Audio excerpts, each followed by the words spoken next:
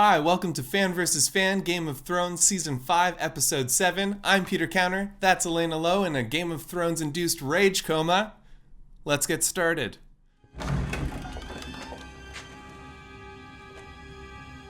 Move.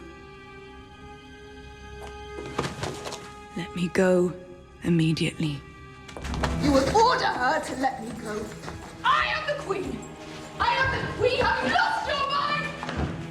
Let me go. Filthy ass. Who have you got it? I am the queen. Let me go. This week, Sansa fell hard into the role of damsel in distress. Ghost the direwolf edged out Air Bud for the title of America's favorite dog, and Cersei was hoisted by her own petard. So much unnecessary sexual violence. Yeah. So I really wanted to start off with prose this week because that's the structure of the show. But unfortunately, I really, really hated this episode. I actually think it's one of the weakest episodes of Game of Thrones I've ever seen, and that includes really, really super slow episodes from the first couple of seasons. Yeah. And I think the reason why I disliked it so much, I mean, like, I know we'll get into details, but I think on the grander scale, I gave the show a lot of credit for last week's episode. Because when I saw the scene at the end involving Sansa, I had anticipated the scene because they had hyped it up so much, or at least prepared the audience for it. So I had imagined something much, much worse, and was really pleasantly surprised that that scene was actually handled in a more respectful way that wasn't so exploitative. But to see that any credit that I gave them was completely stripped away by this episode, because they thought that the show was actually getting better about exploiting its female characters, but it completely regressed this episode. If we look at almost every single female character that was actually involved in this episode, every single storyline was problematic. All of the restraint that we praised the show for last week, like you said, they threw it out the window. We saw more of the results. Sansa's literally a damsel in a tower who begs a male character She begs for help. She begs Theon for help. Right. I think a lot of people online as well were saying, like, well, like, you don't know what's gonna happen. Like, maybe, like, she's actually gonna, like, you know, like, kill Ramsay right away, and then she's gonna use this experience, you know, to show that survivors of sexual assault can be really powerful.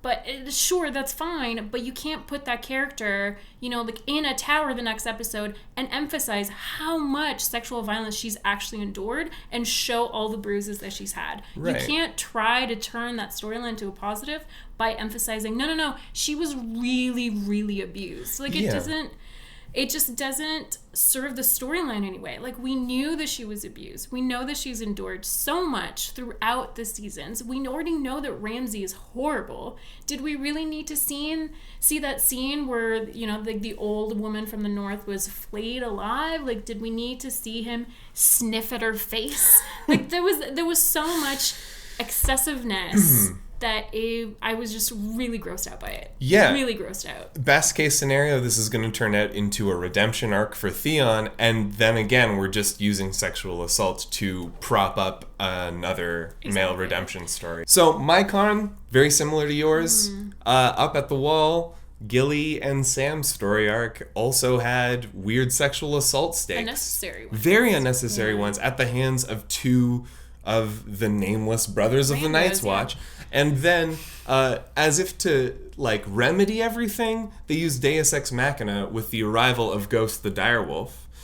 Just magic saves the day from sexual assault, and I'm very happy that Ghost is all right, and we get to see that. It also gives us new information that Ghost isn't with Jon right now.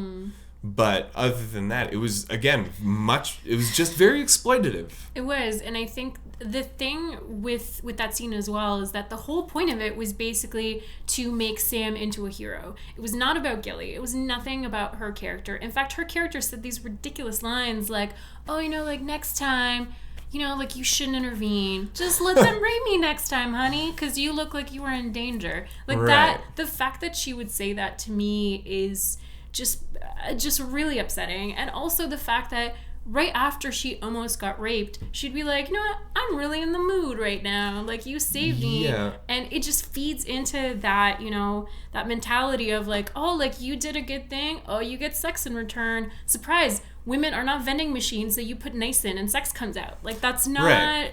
It's just, it feeds into that mentality, and it made me really upset that they were completely using that storyline to prop up Sam's character. Yeah, it's a classic B exploitation movie trope in something that we've come to see as like we hold Game of Thrones up as like prestige television. Yeah.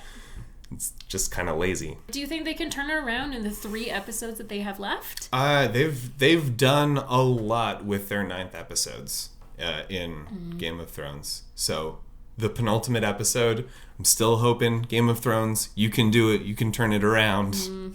But we'll see. I know. I think that's optimistic, but I think if they were to actually cram 3 episodes full of character development for a lot of these stories, and if we were to show that, you know, a lot of the abuse that these female characters have taken are not just for propping out the male characters, maybe they could turn me around. But at this point, I'm very, very cynical. So that's a lot of cons. Was there anything that you liked about this episode? Well, okay. So I, again, think it's one of the weakest episodes of Game of Thrones I've ever seen. But technically, I thought the episode was good from that standpoint. I thought the actors were really on top of their game. Yeah, definitely. Like, I thought they were really, really good. I think Lena Headey was fantastic as Cersei in this episode. You could really see, you know, like, she didn't have a ton of words in between a lot of the scenes. Like, even just her walking, she had those smirks, and she had, you know, just like her eyes were so focused. And I could tell so much emotion from just those little glances that she was giving, or in those quiet moments that she thought that she had to herself. So I thought her acting was superb this episode, and I really loved the way that the end of her storyline was handled, and she seemed so incredibly shocked by the betrayal.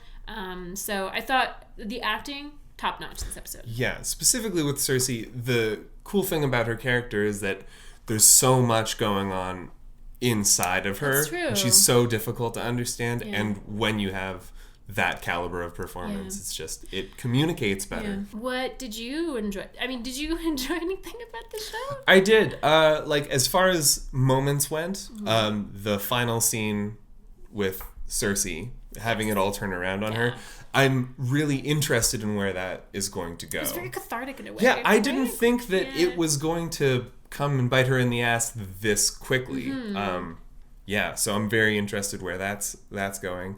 And again, technically, this episode looked really great. There's fantastic cinematography happening. There's the scene between Olenna Tyrell and the High Sparrow in the Sept. And there's some amazing silhouettes going on there. The framing's really cool. The scene with Ramsay and Sansa walking along the battlements in Winterfell, there was just some really fun camera work happening there too. It made it difficult to dislike the story so much, because it was like, oh, there's just one problem with this show, and it's a really big one. The big one. Yeah. It just seemed like a really beautifully shot B movie. Yeah. Like a really expensive porno. So now it's time for our Easter eggs, and this is the part of the show where we highlight all the callbacks that the show is doing to previous episodes.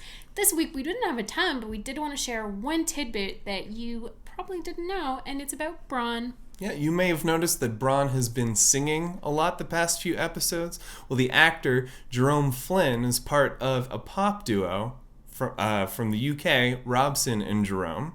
They were active in the late 90s, discovered by Simon Cowell, and have many albums. Many.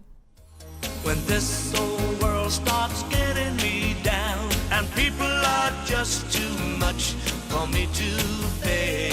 On the roof, I climb way up to the top of the stairs, and all my cares just drift right into space. Well, everyone, thank you you so much for tuning in and listening to our angry commentary. Angriest episode yet. Yeah. What you can do now is subscribe to our YouTube channel. Or follow us at Dorkshelf on Twitter. And what you can also do is check out our Fan vs. Fan series for The Flash. The Flash just ended last week, so you can catch up on all of the Fan vs. Fan videos just by going to that playlist. Well, that's it for us on Fan vs. Fan this week, where we discuss Game of Thrones Season 5, Episode 7. I'm Leila Lowe. I'm Peter Counter. We'll see you guys next week.